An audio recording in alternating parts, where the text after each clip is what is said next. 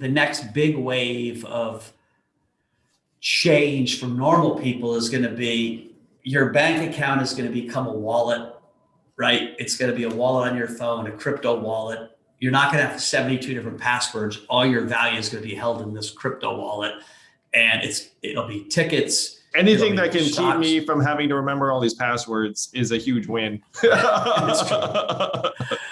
I try to use the same one and they don't work. I'm like, I am sure. No, it's the worst, man. It's like, you've used this password before. It's like, that's because it's my fucking password. I think we're going to have a digital dollar and a digital renminbi and a digital Brazilian real, and they're called stable coins or central bank issued digital currencies. And this thing, the $5 bill, will be the way of the dodo bird.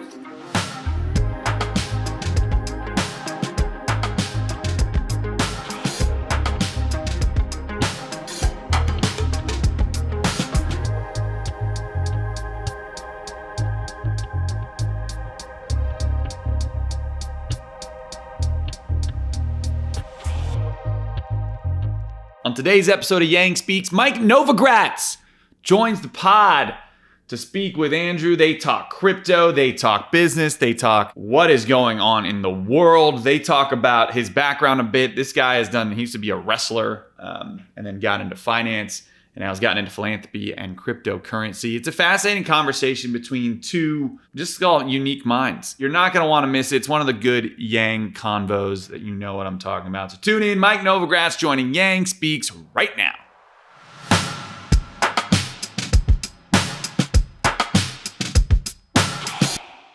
I am so pumped to welcome to Yang Speaks one of the godfathers of cryptocurrency, one of the foremost investors in the world, Michael Novogratz. Mike, welcome to the podcast. Thank you, Andrew.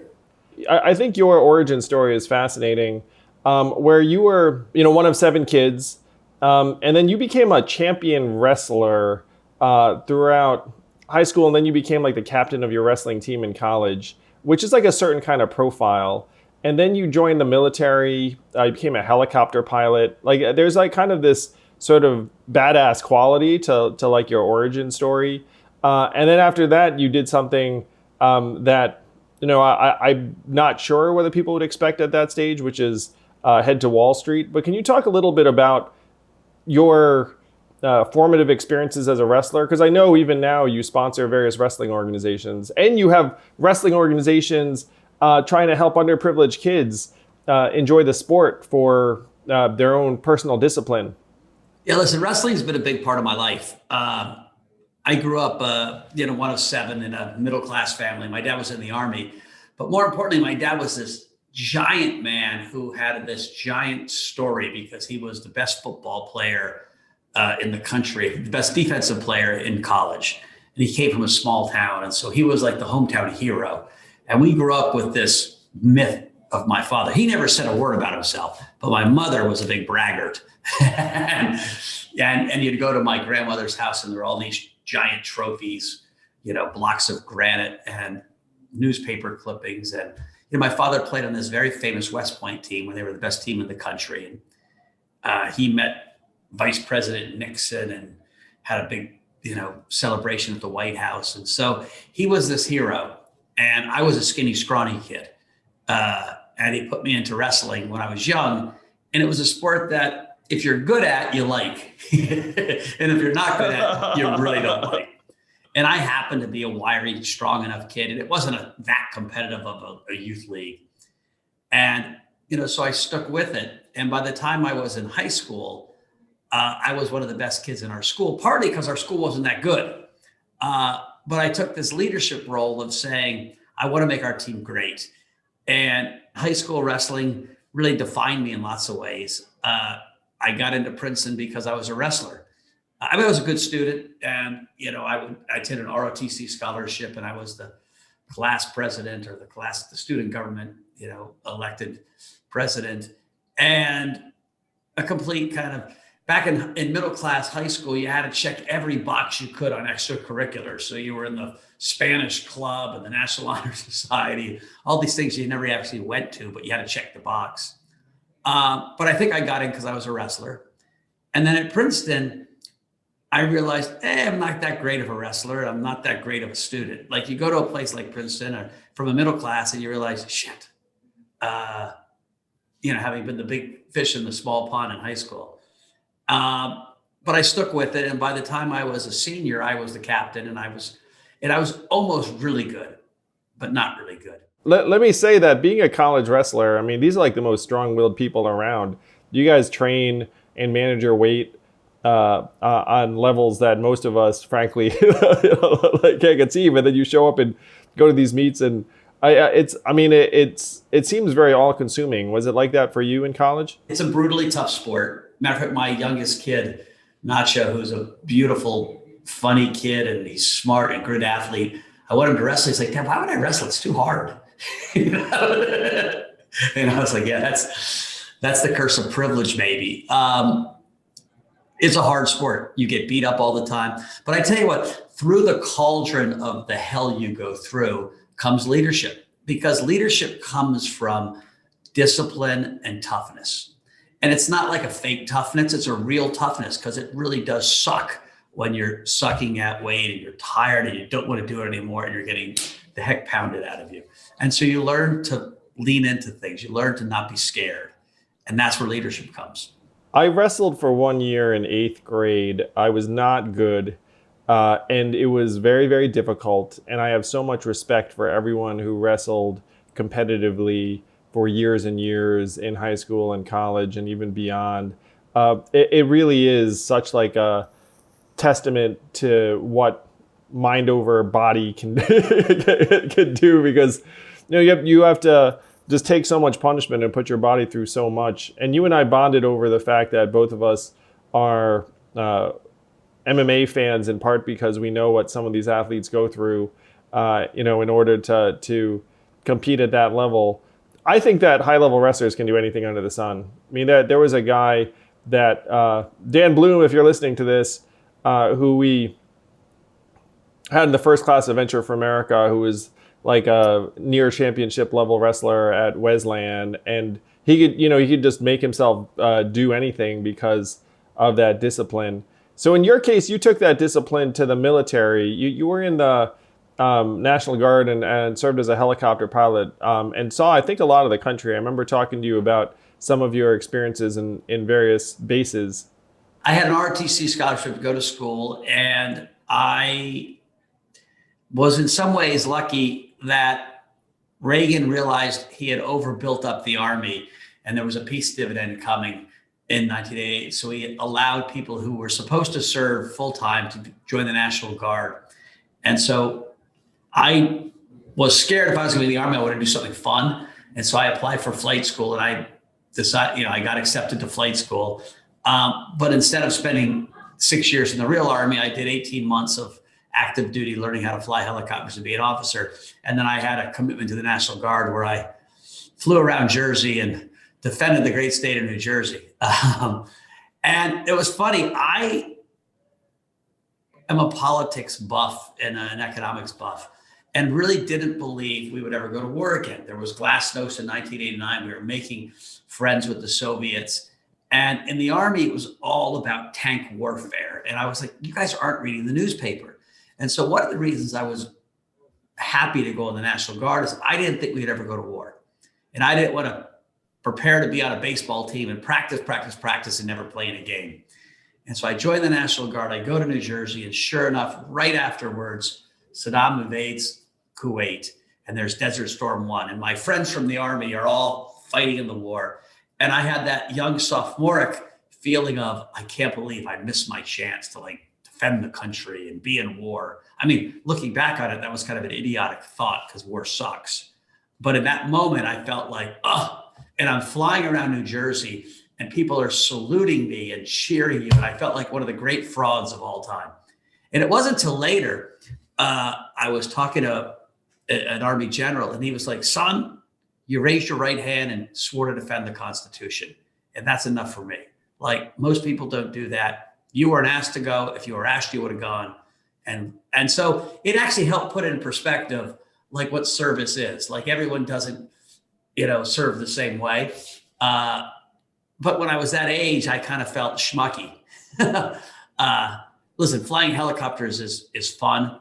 Part of the Army, I think everyone in the country should go through something like that. It bonds you with, people from all over the country, from different races, different economic groups. It's one of the great desegregators in lots of ways, because you're all the same. You're in crappy quarters, you're eating crappy food, you're wearing the same uniform. And so it doesn't matter if you're rich, poor, white, black, Chinese, Korean, gay, or straight.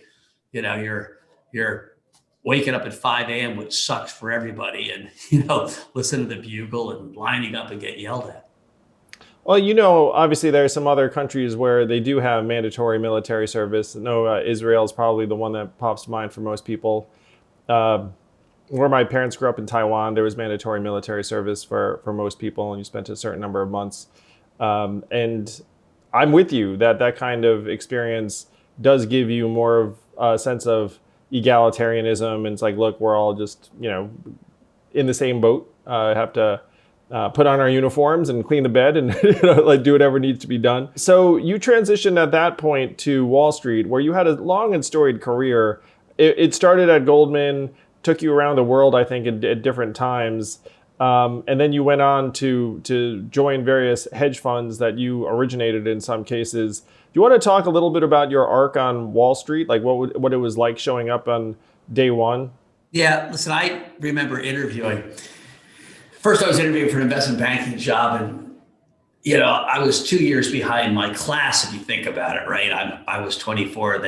So the 22-year-olds who had gone through that grueling 2 years of investment banking, the one kid says, well, why do you think you're tough enough to survive on Wall Street? And I was like, that'd be nice. And I was like, well, when you're flying helicopters and the enemy's coming and you're calling in air fire, stuff I had never done, I was like, come on, dude. I realized early on that a lot of success in life is having confidence, and a lot of success on Wall Street is having confidence and then being in the right seat at the right time. And I got lucky a couple times. Now, people say you make your own luck, and part of that is true.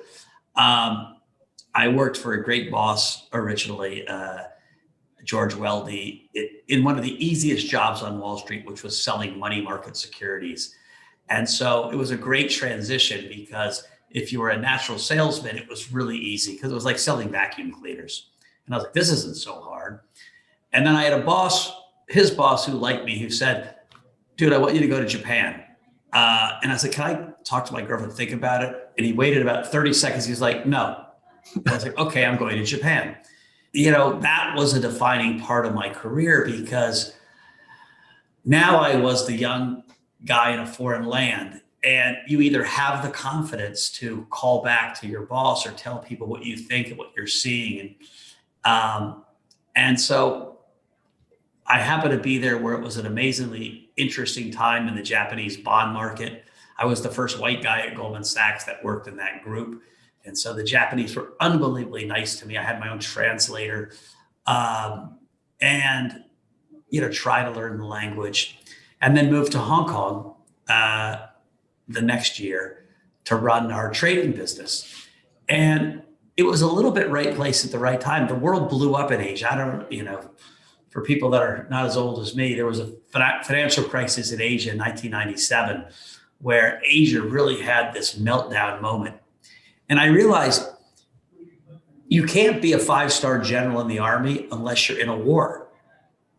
And I was in a financial war, and you can either be run over and bayoneted and killed, or you can get promoted.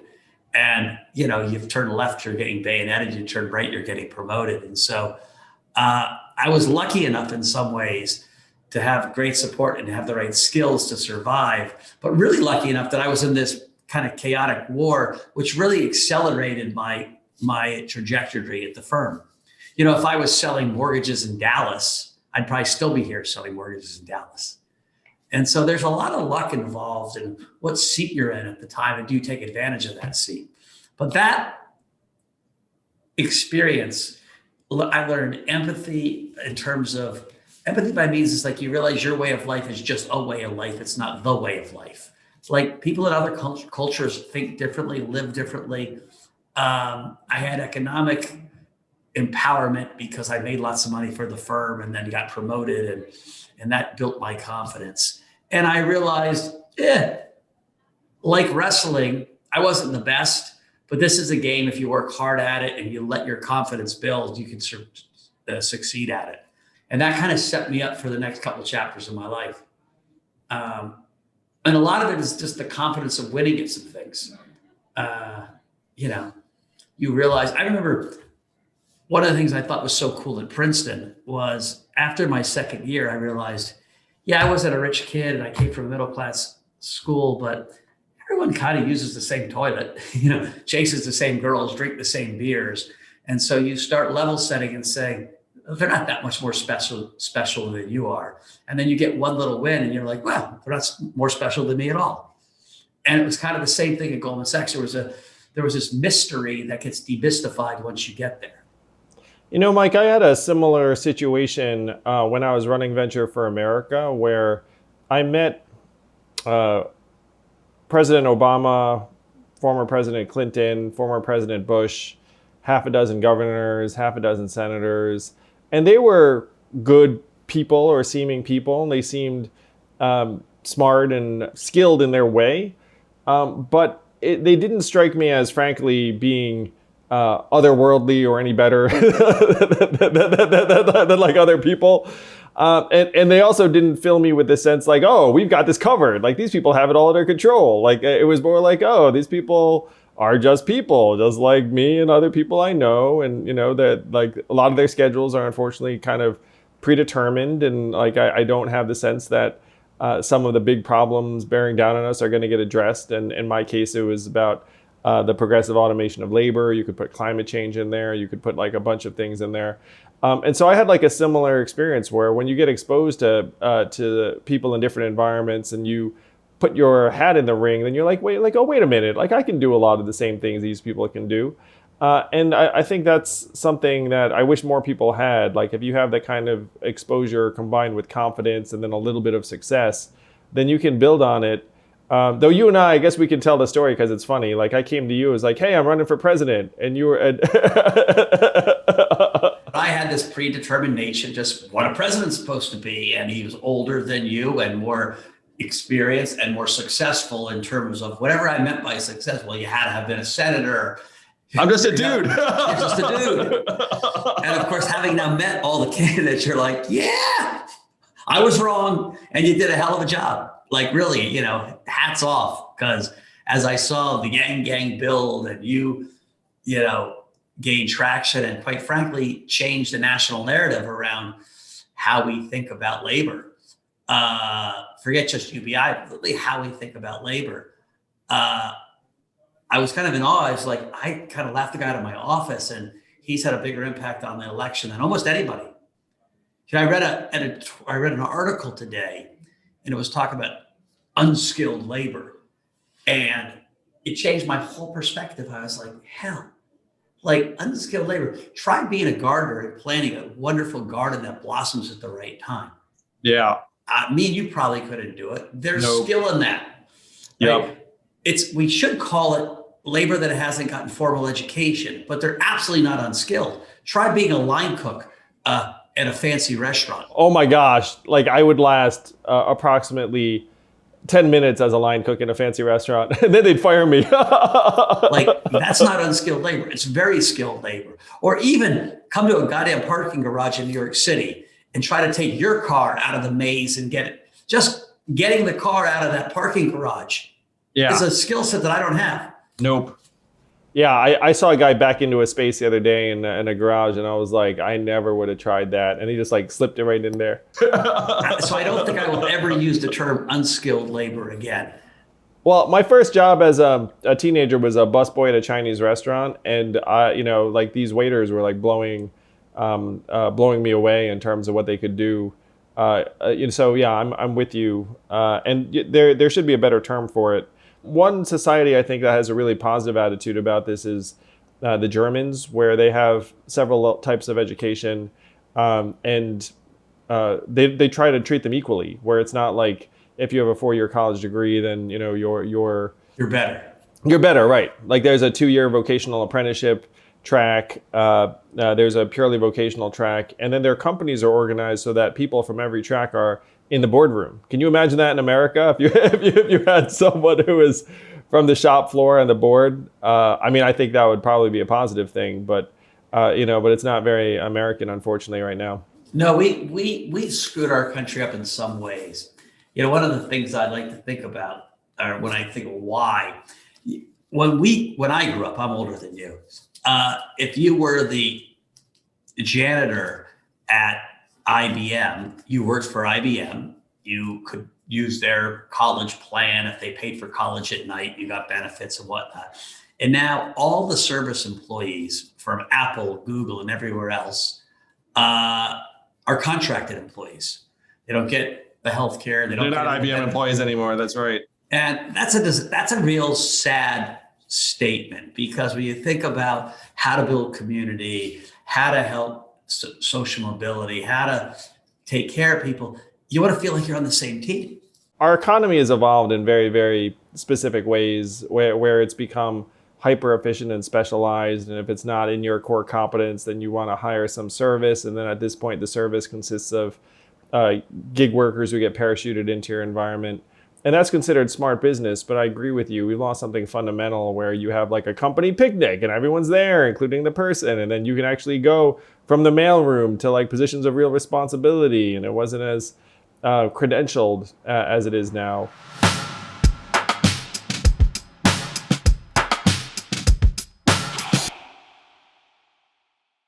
Today's episode of Yang Speaks is brought to you by our sponsor, BetterHelp. Guys, I cannot emphasize this enough. Take care of your mental health. I started doing it myself, and BetterHelp has literally changed my life and changed how I operate on a daily basis. So what is it? It is a private, secure way to talk to professional counseling securely online. So you can send a message to your counselor anytime. You get paired with someone up to 48 hours. You start chatting, and you don't have to sit in the uncomfortable waiting room. It's all online. It's all personal and private. And you can talk about whether you got depression or stress, anxiety, relationships, sleeping, LGBTQ matters, grief, self-esteem, you name it. For me, it's just about staying focused, pulling off some steam, and talking about all the things that were on my mind during the week. So I want you to start living a happier life today. And as a listener, you'll get 10% off your first month by listening to our sponsor, betterhelp.com/yang. Join over 1 million people who have taken charge of their mental health. Again, that's betterhelp, HELP.com/yang.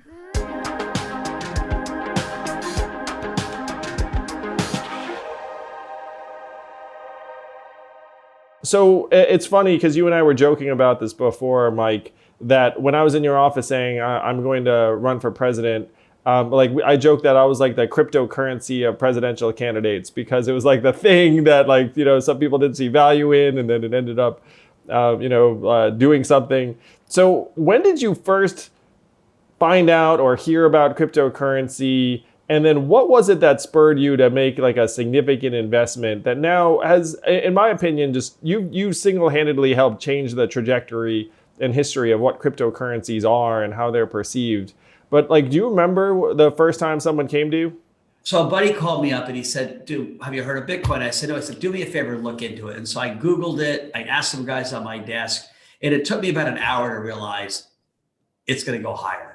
It was trading, this was 2013. It was trading at $95. And there were lots of reasons I thought it would go higher. It resonated with libertarians. We were in 2012, the European financial crisis, coming off the back of the great financial crises. And there was all this worriness around quantitative easing, right? Ben Bernanke was the central bank governor, and he was printing lots of money. And so lots of very smart people thought we would have hyperinflation. They didn't know the Tea Party was coming. And so there was this world that worried about inflation, these libertarians that didn't buy the government. There were these cypherpunks that wanted to live off the grid. So there was these constituencies that wanted to participate in this kind of new technology, which was really cool technology. And you can boil it down to one simple sentence. It was the first digital signature you couldn't counterfeit. And because of that, we could have digital money for the first time. Before that, I would just be like, Yang sent me a Yang dollar. I'm going to make 5,000 of them and send them around. right? But this blockchain thing, Satoshi's white paper thing said, if I send you a Yang dollar, it's only the Yang dollar. And that concept, I was like, that's really freaking cool. And so this new technology and all these constituents, plus the Chinese were buying, I was like, it's going to go up. And so I bought it originally as a speculative asset, thinking I'm a speculator, I'll be smart. Now I bought a lot of it, partly because I had a whole lot of fucking money, you know? And so when you're worth $800 million to buy 3 million it's a bet, but it's, you know, less than 1% of your net worth. Sure. What took courage was to talk about it publicly, to say, I actually think this is a really interesting technology. And I didn't do it overnight. I was actually kind of thrust onto the stage. I was written about in the FT because there were some reporters at a conference I thought where I didn't think there was press, and I was waxing on about this. And next time and then I started getting asked to speak at the Oxford Union on TV. So I had to do more homework because I didn't want to look like an idiot. And so as I dug in and tried to understand, and I'm not a computer science guy, it was complicated computer science. But really understand the essence and meet the people, I realized that this was more than a financial trick, that this was a social revolution. And it was a political revolution. And it was a revolution that said, we don't trust the center. We think the world is being built unfairly. We want more transparency. We want a more egalitarian framework. And we want to, we're leery of governments. We're leery of JP Morgan. We're leery of all the rent takers. And so it had a revolutionary spirit that resonated with me. And after I left Fortress, or it left me, and I dug in, I really understood that this was a Gen Z and millennial middle finger to the system, that they somehow intuitively knew that the baby boomers were spending all the money, that grandpa's third hip operation was worth more than investing in education for the generation that hasn't been born, and that we were blowing up deficits. And so people are like, well, why are all the young kids buying it? This is the social currency of Gen Z and the millennials. This was a movement of young people that want more transparency, that want something that's more fair. And so that resonated with my political ideals. And so, because I didn't think I'd ever go back to work. It's running a family office is work, but it's really nice work. You make some bets, people come, they shine your shoes, they tell you how handsome you are. You make a movie every once in a while, you do some things, you invest in nonprofits. Like, yeah, it's beautiful. And so I remember telling my team, I was like, guys, we've been sitting here for 2 years getting our shoes shined. We're now the shoe shine boys. Get on your knees and pull out the grease and start because running a customer business and really trying to build something is client focused. And so I wasn't going to make that decision lightly. And I made it under three. I said, I need to be with young people. And this is a young person's movement.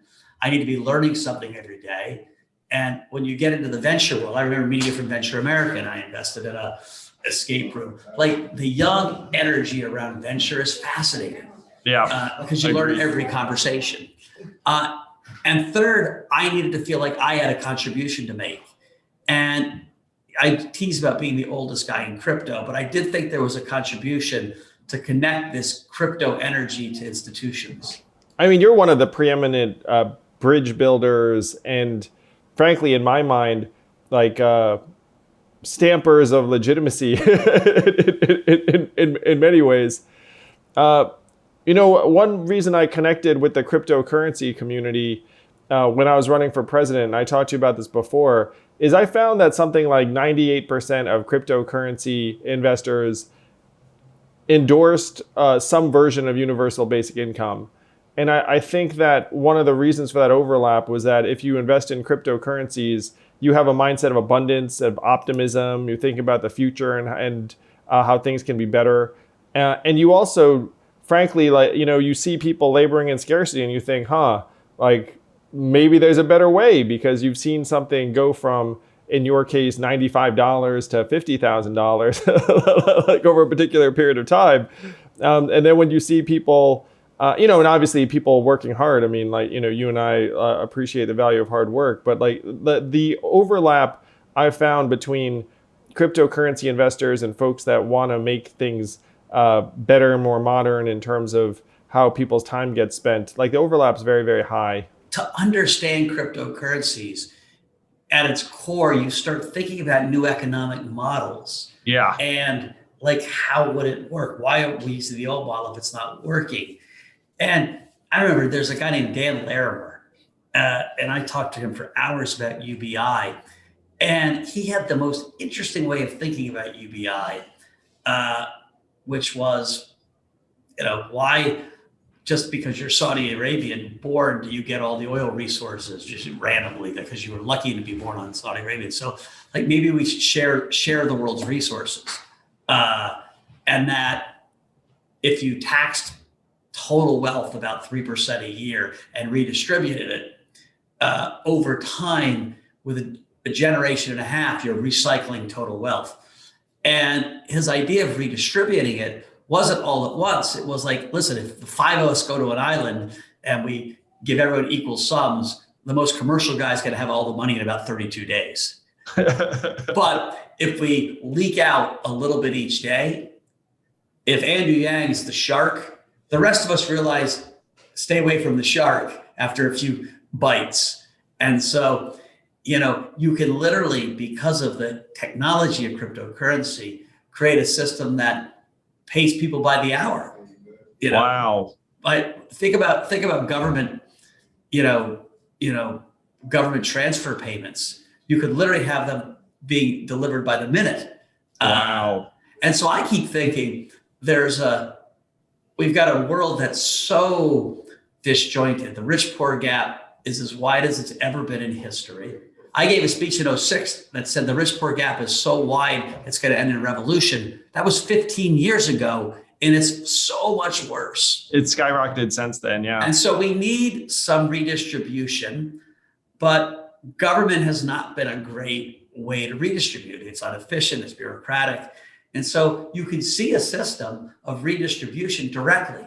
Wow. Wallet to wallet, on some algorithm that everyone kind of agreed to, or the politics agreed to. And so it draws crypto nerds in, because crypto nerds are about how do we use this technology to start reimagining things. And I think you're right, abundance is a big part of it. But it's also, how do we reimagine social policy? Even that exchange where you highlighted some of the possibilities using the blockchain is incredible. I mean, no wonder you talked to Dad for hours, because that'd be fascinating. I mean, the need for new economic models is so clear. And I think the cryptocurrency community is light years ahead of a lot of us, in large part because most human beings operate in a mindset of resource scarcity. It's kind of hardwired into us. It's biological. They also operate with the same mistake I made when you said you want to be president, with a presupposition of they know what that means. I know what a president is supposed to have gone through. Therefore, if he doesn't pick the box, I short circuit. I learned a great lesson with your success of saying, like, wait a minute. So in crypto, it's the same thing. We're operating. Most people say, these are the economic tools I'm allowed to think about. And the crypto guys are like, no, we can make new tools, right? And so it's a really interesting, analogy of opening up your mind and opening up the toolkit to say how we've got this problem. Listen, it's irrefutable that capitalism is not working. Yes. It just isn't working. It's not working for a whole lot of people, that's for sure. Yeah. And so we got to figure out a way to make it work for the majority of people. Yeah, I tried to brand this. I don't know if you read my book, Mike, but human-centered capitalism. And the goal is, instead of trying to optimize for capital efficiency, we're trying to optimize for human well-being. So that's health, mental health, childhood success rates, environmental quality, average affordability, or living standard. Because if you look at what's going on in the US right now, I think we're 28th worldwide in really basic standards like cleanliness of drinking water or public education. like 28th is not great. And unfortunately, the trends are getting worse. Like one of the things I said when I was running for president is like, you have stock market prices at record highs. What else are at record highs? Indebtedness, financial insecurity, suicide, mental health disorders. Like, you know, I mean, it's like our economy is working on certain terms if your goal is, let's say, GDP maximization or stock market values, but then most people are getting left behind by it. So the goal is to try and have new measurements that say, you know what, like we should be actually optimizing for how people are doing. And then if you did that, then all of a sudden you'd see, frankly, that there's like a misalignment. What are the current projects that Galaxy is involved with that you're excited about that are trying to make bets in various ways or find new applications of these technologies? We're invested all over the ecosystem. The most fascinating ones right now are the metaverse, right? Oh, tell us more. Well, so you're talking about NFTs these days, right? Yeah. So what's an NFT? An NFT is, what I said, Bitcoin was the first digital signature you couldn't counterfeit, so we could have unique money. Well, think about that with art or IP. Or I've got this button right here. It's called the fuck it button. You could think of this as a three-dimensional NFT that, you know, had funny things coming out, but that was a unique object that some famous artist created. Right now they're selling NFTs and you can do what with them? I don't know. You can put it on your Coinbase wallet or your MetaMask wallet. But in the future, we might have this podcast in your man cave. And my avatar will meet your avatar and your whole digital art world will be there. Interesting. When you think about the automation of work and the gamification of life, there might be jobs in 5 or 10 years or 15 years where the kid from Syracuse is actually working as a bartender in a fake Shanghainese brothel, chatting people up for Bitcoin tips. And that's his full-time job. And so we're investing in all of these projects that are building these new worlds that people are going to live in and play in, from you know, sports arenas, virtual sports arenas, or concerts. I'm convinced that esports is going to be as big as real sports within a generation. Very well could be. Travis Scott, you know, the awesome rapper, he gave a concert 2 years ago on Fortnite, the video game, with 100 million people showed up at it. I mean, the only times we've ever had 100 million people show up is the Kumbh Mela, you know, the great Hindu ceremony that happens every 13 years, where they all go to the Ganges and wash themselves in the holy water. We've never had 100 million people show up for anything. He had 100 million people at the same time watching his concert. That's incredible. That's like a mind blow. Now think about this. You know, I become friends with the artist Cause, and he did the album cover. I said, Cause, you blew it. If you had done one of your giant floating Cause balloons that flew over that concert, right, in that metaverse, 20 years later, that thing would be worth zillions, because everyone who was at that concert would have an emotional memory of that concert and that balloon and say, I got to buy that balloon. Like, we vest value in things that connect to us emotionally. And so NFTs right now is a bubble, but having value digitally in these goods that are unique is going to be, those are going to be Picassos in the future. I'm positive. And so from a financial perspective, investing in that infrastructure is cool. And from a where the world's going perspective, it's also like, you know, one of my friends who's a futurist, he thinks a third of all jobs in 30 years will be virtual ones. And we never thought that was even remotely close. And now we all live on Zoom. We're Zoom all kind of virtual workers at this point. Yeah, no, I mean, we're all digital avatars right now. Or at least a lot of us are.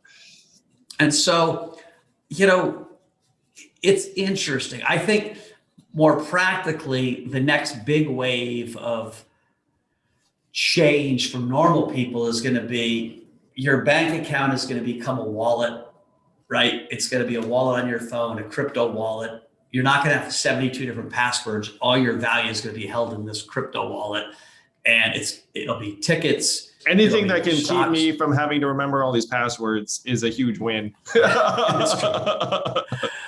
try to use the same one and they don't work. I'm like, I am sure. No, it's the worst, man. It's like, you've used this password before. It's like, that's because it's my fucking password. And I think we're going to have a digital dollar and a digital renminbi and a digital Brazilian real, and they're called stable coins or central bank issued digital currencies. And this thing, the $5 bill, will be the way of the dodo bird. And that'll happen in the next 5 to 10 years. And it's different than the digital money we have today, right? Those are closed ecosystems. So if I Venmo you money, I can Venmo you $1,500, but not more. And I can't do it if you're overseas. And that's just a book accounting from, Venmo to Venmo. Pretty soon, it's going to be like, I gave you that money and it's no longer in my possession, it's in your possession. And you'll be able to do it all over the world. Think about it. I can take a picture of myself in a funny position and send it in one of 40 different apps across the world in a millisecond. Think about how many pixels and how complicated a picture is, but I can't send money right now. If I sent your parents in Taiwan money, it would take me 3 days and cost me a fortune, and I have to wire their money. I call my bank. I don't know if your parents are in Taiwan, so I made that. Oh, they are. No, that was correct. What do they think about Andrew Yang American? Oh, one of my favorite stories, Mike, was I was running for president. I was busting my ass. I was in Iowa, and I heard this story that in Taiwan they were watching the presidential debates to cheer me on. I was like the folk hero over there. And then my dad went to like a watch party in Taipei and then said, "That's my son." And then everyone was like, "Yay!" And then everyone like bought my dad a drink, and he was like the proud papa, at this Taiwanese theater. And that gave me so much joy and happiness, because like I was, on the other side of the world in Iowa, like trying to make it happen. And the fact that my dad was, getting drinks bought for him like across the world, it made me really happy. Well, and it talks about how interconnected the world has gotten. It's so weird as we went through Trumpism and we were like pulling back. I was like, you can't pull back. Like the world is so connected. Pollution in one part of the world goes to the other part of the world, right? Economic chaos in one part of the world goes to the other part of the world. Virus starts in China and now it's blowing up in India. Like to think we can live isolated is just fool's thinking. Oh, talking to you, Mike, it's expanded my mind. So you have your own podcast, Next with Novo, where you have on various folks to talk about what you see coming. What are the best ways that people can keep up with you? I'm an active Twitterer, at Novogratz on Twitter. It's funny because I do a lot of criminal justice work and I do a lot of crypto.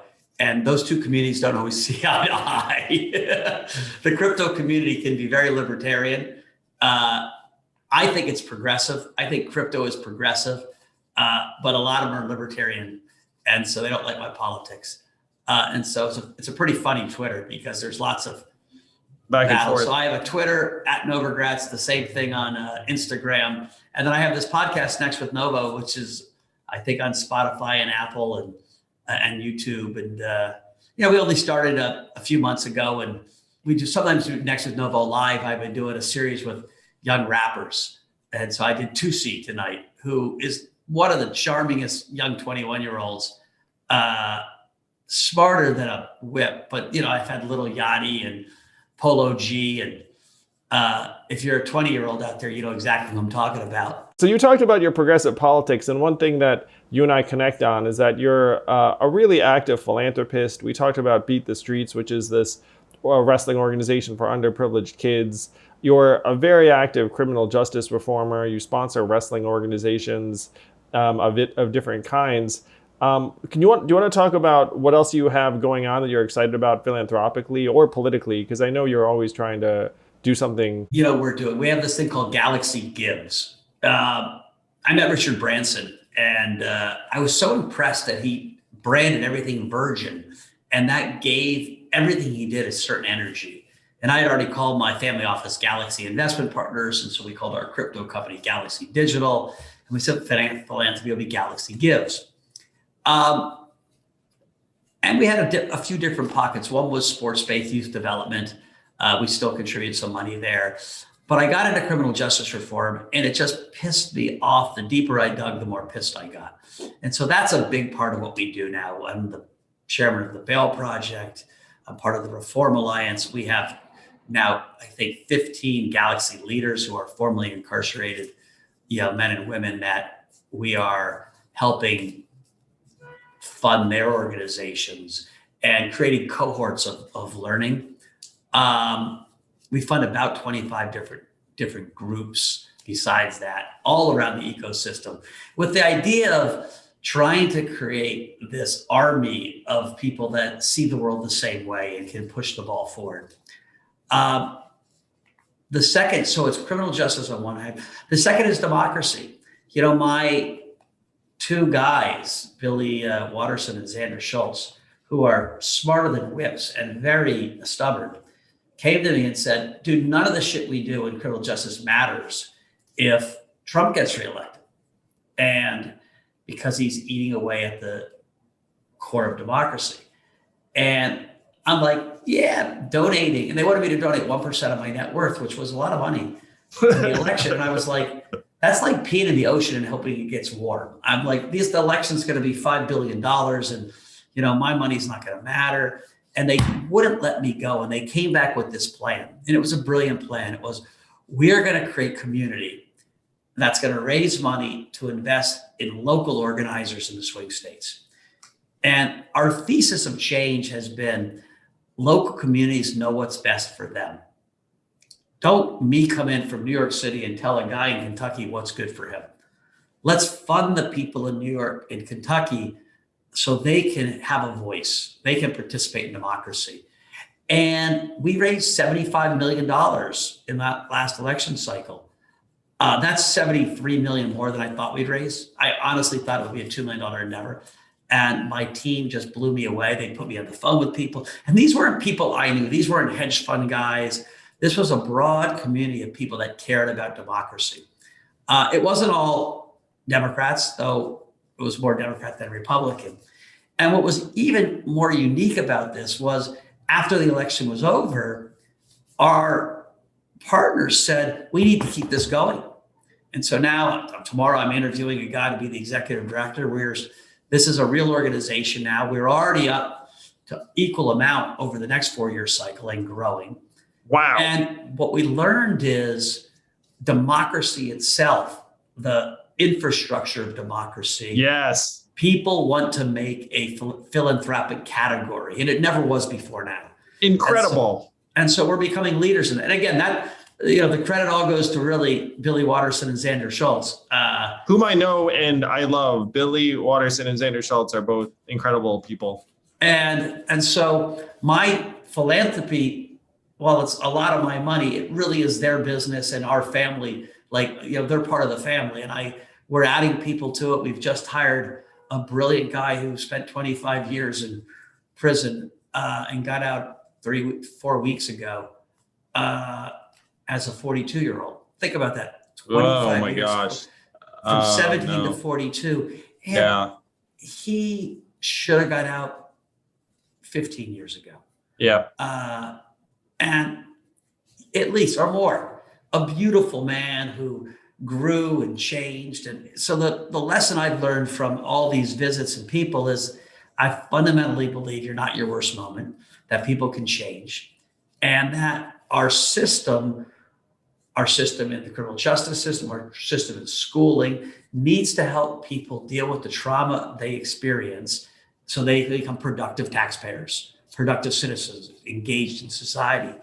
And we have so many communities where trauma is 24 hours a day. Yeah. And if we recognize it and start investing in how to help people through trauma, we have much more productive, world. Yes. So you're just hiring an executive director for this org. Is the democracy organization also under Galaxy Gives, or does it have its own name? It's got its own name. It's called One for Democracy. What we learned is if you don't name it Mike Novogratz, the champion, but if you allow a community to own it. And so while Billy started it, it has been the acting exec director, the money got allocated by 5 unbelievably knowledgeable groups that got together, formed a committee, people that had lots of experience in this space, and said, hey, these are the right organizations to give the money to. We were 1 vote in that. We did most of the fundraising, but you don't find, it's not like our names are ahead of anyone else's in the group, and we don't believe it's our thing to own. So we incubate these things, and we're trying to help foster a community, continue to fund them, and let them exist on their own, because I think it's a much more powerful way to have change. The world doesn't want a bunch of billionaires dictating how the world goes. They want people who think about things, and the philanthropists are supposed to be helping where they can, but it's a very funny play between being a leader and in out front of the troops and being a leader in empowering the troops. Yeah. And it's something I'm getting used to. Like, I'm a big personality. I like to be on TV. I like to have an opinion. But what I've seen is we've had more success when the other guys are in front and I'm every once in a while parachuting in. Well, kudos to you for investing in our democracy, Mike, because it needs it. Anyone who thinks our democracy is just going to sustain itself without some really, frankly, like consistent investment and people rolling up their sleeves and working on it. I mean, hopefully everyone realizes that that's the task. Like, I'm deeply concerned about our democracy's progression through this time of really epic and accelerating change. So congratulations to you for being one of the people that's actually investing in it and not expecting things to just go well without us.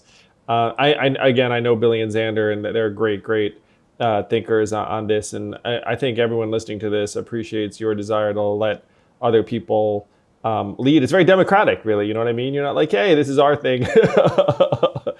I got to say, man, like, one of the reasons I appreciate you is that you're so young at heart. It's awesome. I think that's going to keep you happy, vibrant, ahead of the curve, oriented toward the future. I've had some similar experiences too, where I've worked with young people a lot over the last number of years, and I think it's helped keep me optimistic. You're a force for progress, my friend. So psyched. So people want to catch up with Mike Novogratz. It's Next with Novo. You learned a lot from this. I know you'll learn a lot from Mike over time. I learned a lot, and I'm going to consider Mike someone I turn to see what's coming next. Thank you, Mike. Thank you, my friend. It's been great hanging out with you. Lots of fun on a Saturday night.